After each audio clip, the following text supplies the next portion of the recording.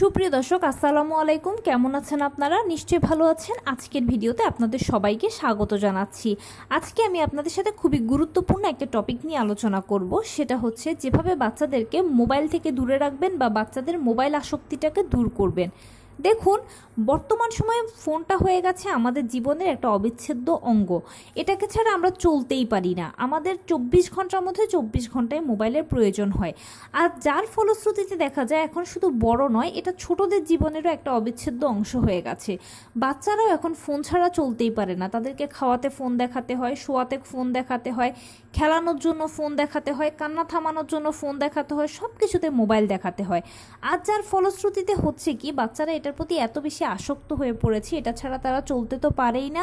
Plus অনেক বাচ্চার কিন্তু এখন দেখা যায় যে তাদের ভালো বিকাশ হচ্ছে না, শারীরিক বিকাশ, মানসিক বিকাশ। এছাড়াও দেখা যায় ম্যাক্সিমাম বাচ্চার এখন চোখের চশমা পড়ে, কারণ তাদের চোখের সমস্যা এই ফোনগুলো দেখার কারণে। এই ডিভাইসগুলো থেকে ক্ষতিকর রেডিয়েশন ছাড়ে, যেটা বাচ্চাদের চোখের উপরে, ব্রেনের উপরে ক্ষতিকর প্রভাব ফেলে। আর বর্তমান সময়ে অটিজম বা অটিস্টিক এই শব্দটার সাথে কিন্তু আমরা অনেক বেশি পরিচিত। এর আরও একটা বড় কারণ হচ্ছে ফোনের ব্যবহারের কারণে। কারণ বাচ্চারা এই একটা ডিভাইসে এত বেশি আটকে আছে, যার ফলশ্রুতিতে তাদের বাহ্যিক যে বিকাশটা সেটা কোনো ক্রমেই হচ্ছে না। আর যার ফলশ্রুতিতে হয় কি, বাচ্চা লোকজনের সাথে মিশতে পারছে না, কিভাবে গুড টাচ ব্যাড টাচ শিখতে হবে সেটা জানছে না। আরও বহুবিধ সমস্যা হচ্ছে। আর এর ফলে বড় হতে হতে যখন তারা একটা একরোখা বা একঘেয়েমি বা জেদি টাইপের হয়ে যায়, তখন তাদের নাম দিয়ে দেওয়া হয় অটিজম বা অটিস্টিক। কিন্তু এই সব কিছুর পেছনে কে দায়ী? মোবাইলটা দায়ী। আর এই মোবাইল জিনিসটা বা এই ডিভাইসটা বাচ্চারা শিখলো কোথা থেকে, জানলো কোথা থেকে? পরিবার থেকে শিখেছে, পরিবার থেকে জেনেছে। কারণ তারা যখনই দেখছে তাদের মা, না হয় বাবা, না হয় পরিবারের অন্য সবাই ফোনে বেশি সময় দিচ্ছে, তখন তারাও টুকটাক একটু করে দেখতে দেখতে দেখতে দেখতে ছোটোবেলা থেকে তারা যখন অভ্যস্ত হয়ে যায়, তখন তাদেরও ফোন চাই, তাদেরও ফোন ছাড়া চলবে না। এখন কথা হচ্ছে কিভাবে আমরা বাচ্চাদেরকে এই আসক্তিটা দূর করতে পারবো। এটা দূর করার কিন্তু অন্যতম উপায় হচ্ছে মায়েদেরকে কাউন্সিলিং করা।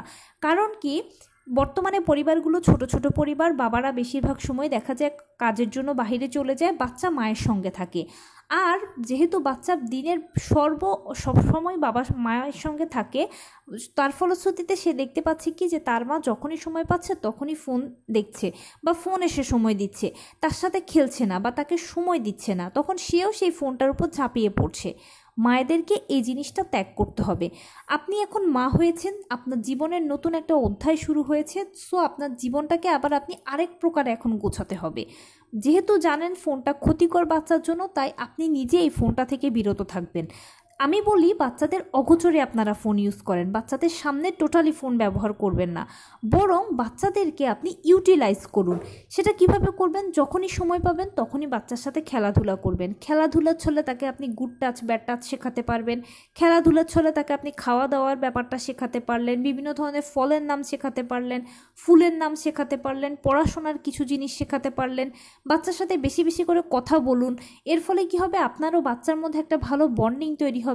আপনি যখন কাজ করছেন তখন কাজের সময় বাচ্চাকে আপনি একটু একটু করে কাজ শেখান। সেটা কিভাবে শেখাবেন? আপনি হয়তো কাজ করছেন, তাকে বলছেন যে তুমি একটু আমাকে বাটিটা এনে দাও, তুমি একটু আমাকে চামচটা এনে দাও। এভাবে করে আপনি তাকে একটু একটু করে কাজ শেখান, ছোট বয়স থেকেই শেখান। ছোটোবেলা থেকে তাদেরকে আপনারা সেলফ ইন্ডিপেন্ডেন্ট করে তুলুন। এরপরে দেখবেন যে সে যদি কাজটা করে, তখন আপনি তাকে অ্যাপ্রিসিয়েট করুন যে তুমি আমাকে কাজটা করে দিয়েছো, তোমাকে অনেক ধন্যবাদ, আমার অনেক হেল্প হয়েছে। এভাবে তাকে আপনি সবসময় প্রশংসা করুন, অ্যাপ্রিসিয়েট করুন। এতে কি হবে, সে কাজে আরও উৎসাহ পাবে। তখন দেখবেন সে ছুটে ছুটে আপনার অনেক কাজ করে দিচ্ছে, আপনার অনেক হেল্প হচ্ছে। আপনারও তার মধ্যে খুবই ভালো একটা বন্ডিং তৈরি হবে। এই বাচ্চাটা যখন আস্তে আস্তে আস্তে আস্তে বড় হবে, যখন সে বয়ঃসন্ধিকালে গিয়ে পৌঁছবে, তখন সে আপনাকে তার বন্ধু বানিয়ে ফেলবে অনায়াসে। আপনি তাকে ইজিলি অনেক কিছু শেখাতে পারবেন, তার কাছ থেকে অনেক কিছু আপনি ইজিলি আদায় করে নিতে পারবেন। সে খুব সহজে আপনার কমান্ড মানবে। আর কয়েকদিন যখন আপনি নিজেও ফোনটার ইউজ করবেন না বা এটাতে যখন সময় কম দেবেন, তখন দেখবেন আপনি নিজেও বাচ্চার সাথে চলতে চলতে আপনি অভ্যস্ত হয়ে পড়েছেন। তখন নিজের ছোটোবেলাটাকে আপনি খুঁজে পাবেন, অনেক এনজয় করবেন। এটা আপনার জন্য ভালো হবে, বাচ্চার জন্য ভালো হবে। তাই 24 ঘন্টার মধ্যে একেবারে যতটুকু না হলে নয় ততটুকু জাস্ট ফোনটা ব্যবহার করবেন। এবং আমার সাজেশন থাকবে বাচ্চার অগোচরে ব্যবহার করুন, যেন সেই ডিভাইসটা সম্পর্কে ধারণা না থাকে তার। পরিবেশ পরিচিতি তাকে শেখান, আশপাশের লোকজনের সাথে তাকে মিশতে দিন, মিলতে দিন, বিভিন্ন ধরনের কথাবার্তা ভালো মন্দ শেখান। এভাবে তাকে আপনি ভালো কিছু শেখাতে পারবেন, সে আপনার থেকে ভালো কিছু শিখতে পারবে, সে চারপাশের সাথে মিশতে শিখবে, সে পরিবেশের সাথে অ্যাডজাস্ট করতে শিখবে এবং এর ফলশ্রুতি দেখবেন যে বড় হলে আপনার বাচ্চা অনেক বেশি হাসি খুশি হবে, মিশুকে স্বভাবের হবে এবং সবার প্রশংসা পাবে।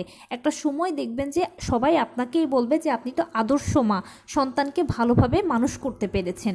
একজন মায়ের কাছে এর থেকে বড় গৌরবের আর কি হতে পারে। তো এই ছিল আজকের ভিডিও। কেমন লাগলো বলুন? যদি ভালো লেগে থাকে ও হেল্পফুল হয়ে থাকে তাহলে প্লিজ লাইক কমেন্ট শেয়ার করতে একদম ভুলবেন না। আর সেই সাথে আমার চ্যানেলটিকে সাবস্ক্রাইব করার বিনীত অনুরোধ রইল। পাশে থাকা বেল আইকনটি ক্লিক করে দেবেন যেন আমি ভিডিও আপলোড করার সাথে সাথে আপনারা নোটিফিকেশান পেয়ে যান।